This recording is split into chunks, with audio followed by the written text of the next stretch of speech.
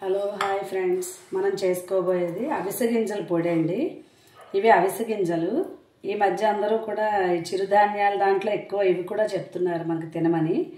బీపీకి కూడా చాలా మంచిది. వేయించి రోజు కొన్ని గింజలు తింటూ ఉంటే బీపీ కూడా కంట్రోల్లో ఉంటుందండి. ఇది మన అన్నంలోకి పొడి చేసుకుందాం. అన్నంలో నెయ్యి వేసుకుని వేడివేడి అన్నంలో నెయ్యి వేసుకుని తింటే బాగుంటుంది. కావాల్సిన పదార్థాలండి. ఇక అవిసె గింజలు ఒక కప్పుడు తీసుకున్నాను. మిర్చి, ఎండుమిరపకాయలు ఇలా ముక్కలు చేసి పెట్టాను. జీలకర్ర అండి, జీలకర్ర ఈ మూడు చాలు. వెల్లుల్లిపాయ లాస్ట్లో మిక్సీ పట్టుకున్నప్పుడు వెల్లుల్లిపాయలు వేసుకోవచ్చు. ముందర మనం ఎండుమిర్చి వేయించుకుందామండి. ఇవి ఆయిల్ కూడా అక్కర్లేదు మనకి. ఆయిల్ కూడా లేకుండా స్లోగా ఇలా వేయించుకుని ఇది సగం వేగిన తర్వాత మనం జీలకర్ర వేయించుకుందాము. అవిసె గింజలు కూడా వేయించుకోవాలి. అన్నంలోకి కందిపొడి, పెసరపొడి, కరివేపాకు పొడి, ఈ పొడాలు ఎలా అయితే తింటామో, మునగాకు పొడి ఎలా అయితే తింటామో ఇది కూడా మనం అన్నంలో తినచ్చండి. చాలా బాగుంటుంది. నెయ్యి వేసుకుని ఫస్ట్ ఒక ముద్ద తింటే చాలా మంచిది. అవిసె గింజల పొడి ఎలా చేయాలో చూపిస్తున్నాను, చేయండి.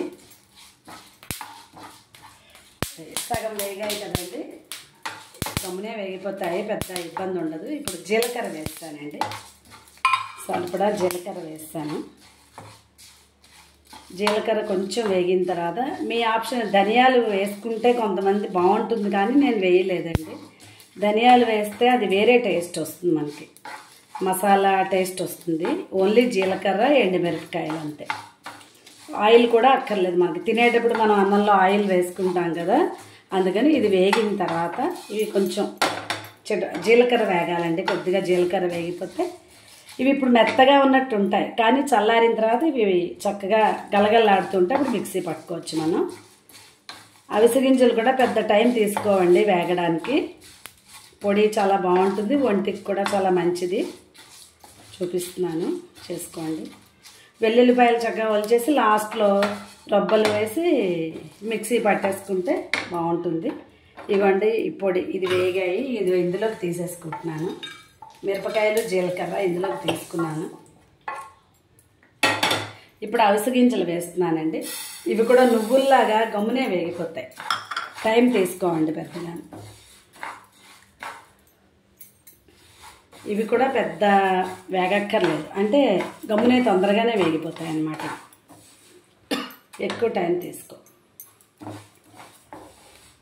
ఇవ్వండి వేయించిన తర్వాత చల్లారిన తర్వాత మనం ఫస్ట్ ఎండుమిరపకాయలు, జీలకర్ర మిక్సీ పట్టుకుని అప్పుడు ఈ అవిసె గింజలు వేసి, ఉప్పు వేసి, వెల్లుల్లి వేసి మిక్సీ పట్టేసుకుని ఆ పొడి చక్కగా డబ్బాలో పోసుకుంటే అన్నంలో వేసుకుని తినడానికి చాలా బాగుంటుందండి. ఇవ్వండి వేయిస్తున్నాను. ఇవి ఆల్రెడీ కలర్ మారాయి. నువ్వుల్లాగా మనకి ఎంతో టైం పట్టవండి. ఇవి చిటపట్లాడతాయి. మాడకుండా చక్కగా వేయించేసుకుని సిమ్లో పెట్టి వేయించుకుని పొడి చేసుకోవడమేనండి. ఇలా వగరుగా ఉంటే తినలేదు. సారీ అండి, ఇందాక చింతపండు గురించి చెప్పడం మర్చిపోయాను. కొంచెం చింతపండు కొద్దిగా తీసుకుని ఇలా వేయించుకుంటే కాసేపటికి ఇది గట్టి పడుతుందండి. అవిసెలు గింజలతో పాటు లాస్ట్లో ఇది వెల్లుల్లిపాయలు వేసి మిక్సీ పట్టుకోవాలి.